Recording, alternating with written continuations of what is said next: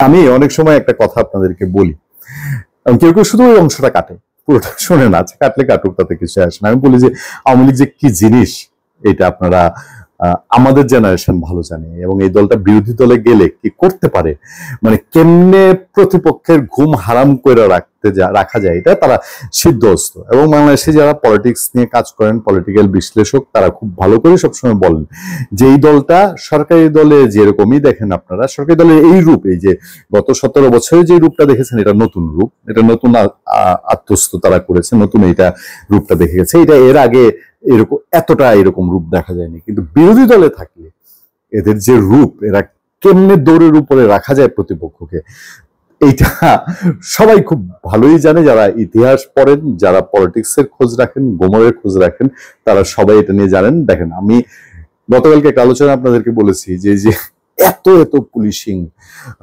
আওয়ামী লীগের ঝটিকা মিছিল, ছাত্রলীগ যুবলীগের ঝটিকা মিছিল ঠেকানোর জন্য সারা দেশে পুলিশ অ্যালার্ট, পুলিশের মিছিল হইলেই চাকরি নিয়ে দৌড়াদৌড়ি একটা অবস্থা। সেই অবস্থার মধ্যে জাজিরাতে একজন ছাত্রলীগ নেতা ঢালি, ছাত্রলীগ না যুবলীগ নেতা ঢালি, পুরা শরীয়তপুরে মানে কয়েকটা দিন দৌড়ের উপরে রাখলো ওই এলাকার জাজিরা থানার পুলিশকে। এবার আমার সামনে আরেকটা খবর, এবং এই খবরটা আমি বলছি না যে এটা খুব পজিটিভ কিছু, হ্যাঁ, এটা খুব ইন্টারেস্টিং কিছু তা না, কিন্তু দেখেন যখন হেডলাইন গুলো এরকম আসে, মানে আস্তে আস্তে কোন দিক যাচ্ছে। বগুড়ায় এই ছাত্রলীগ নেতাকে ধরা হয়েছিল, হাতকড়া পরা অবস্থায় তার স্বজনরা তাকে ছিনিয়ে নিয়ে গেছে। বগুড়ায় হাতকড়া সহ আওয়ামী লীগ নেতাকে ছিনিয়ে নিল স্বজনরা। মানে এগুলো কিন্তু খুবই সিগনিফিক্যান্ট।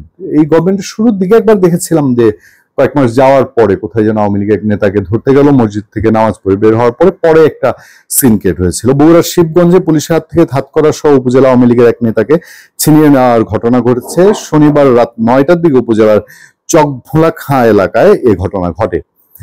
জানা গেছে, শিবগঞ্জ উপজেলা পরিষদের সাবেক ভাইস চেয়ারম্যান, উপজেলা আওয়ামী লীগের সাংগঠনিক সম্পাদক রিজ্জাকুল ইসলাম রাজু রাতে নিজ গ্রামে মামাতো ভাইয়ের বিয়ের অনুষ্ঠানে যোগ দিতে যান।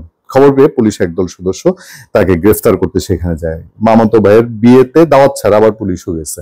আওয়ামী লীগ নেতার মামাতো ভাইয়ের বিয়েতে দাওয়াত ছাড়া পুলিশ গেছে, এবং অবস্থা কি হইল, শিবগঞ্জ থানার এসআই আল মামুনের নেতৃত্বে রাজুকে গ্রেফতার করে হাতকড়া লাগানো হয়। পরে তাকে থানায় নেওয়ার সময় তার কয়েকশো আত্মীয় স্বজন পুলিশের উপর হামলা চালায়। এক পর্যায়ে হাতকড়া পরা অবস্থায় রাজুকে পুলিশের হাত থেকে ছিনিয়ে নিয়ে যায় তারা। এতে পুলিশের 3 সদস্য আহত হন। রিজ্জাকুল ইসলাম রাজুর বিরুদ্ধে হত্যা চেষ্টা ও নাশকতা সহ 16টি মামলা রয়েছে। গত 5 আগস্ট আওয়ামী লীগ সরকারের পতনের পর থেকে তিনি পলাতক ছিলেন। সরেজমিন গিয়ে দেখা যায়, হাতকড়া সহ পলাতক আওয়ামী লীগ নেতাকে পুনরায় ধরতে মাঠে পুলিশের একাধিক দল কাজ করছে। তবে এ বিষয়ে জানতে শিবগঞ্জ থানার ভারপ্রাপ্ত কর্মকর্তা শাহিনুজ্জামান শাহিনের সঙ্গে যোগাযোগের চেষ্টা করা হলে তাকে পাওয়া যায়নি।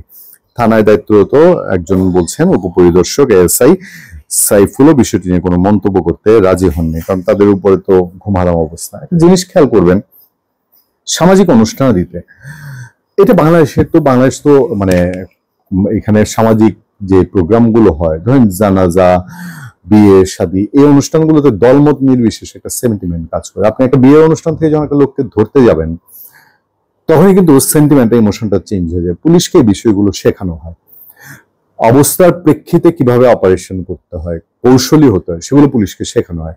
আমি জানি না বগুড়ার শিবগঞ্জে কেন কৌশলী না হয়ে বিয়ের অনুষ্ঠানে গিয়ে একটা লোককে ধরে আনবেন।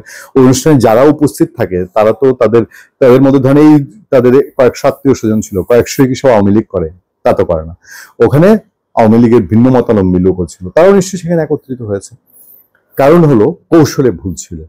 যাই হোক, এই ধরনের ইন্ডিকেটর সামনে আরো কতদূর কি হবে, অনেকেই বলছেন অক্টোবরে অনেক কিছুই ঘটবে দেশে, অনেকেই বলছেন ডিসেম্বরে যেমনটি বলা হচ্ছে তেমনটি নাও হতে পারে, যেটি সরকারের দিকে ঘোষণা করা হচ্ছে। ভালো থাকবেন, সুস্থ থাকবেন। আপনার সাথে আমি আতিক রহমান, পূর্ণিয়া।